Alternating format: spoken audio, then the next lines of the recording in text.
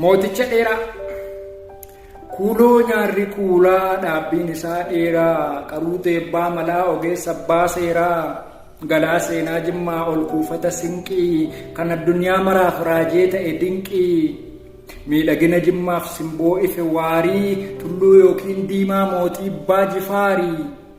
hundee qaroominaa bara lafti duudaa maalummaa jireenyaaf kan laatani muudaa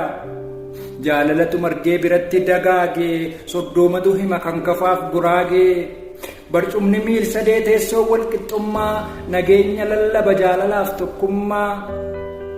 naannummaa irra darbee addunyaa qirqixaa sabaaf sablammiitu biratti walqixaa jireeniin gubbaarraa ifee babal'atee jimmarrayyuu darbee addunyaaf dhaabbatee Ijibti maal dubbata seenaa abbaa jifaarii maal odeessa laata fuulleen al-azhaarii lafti gaafa sana uffate qamadii ilma abbaa gommooliif dibe halluu adii achii fe'an malee hamba hin fe'anne harka diriirsanii orma hin kadhanne masaraan jireenyi argate sagalee makkaanuu dhaqqabee obboleessa dhale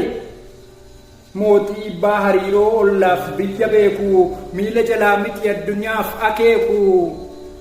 qaroominni leencaa barrisaa tureera himamee yoomdhuma seenaan mootii dheeraa qoradhaatii baraa antiyya fixeera.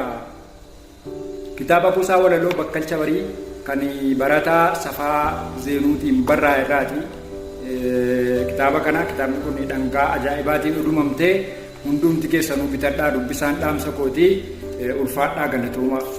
Rabbiin filatee dureetaa jiree. Allah Allah Eshada magaza tanse wamse Allah Allah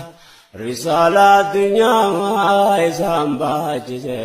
Allah Allah ummata sami kanu dasise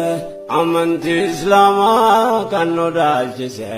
alhamdulillah عليه الصلاة والسلام على خير خلقك محمد نبينا صلى الله عليه الصلاة والسلام على خير خلقك محمد نبينا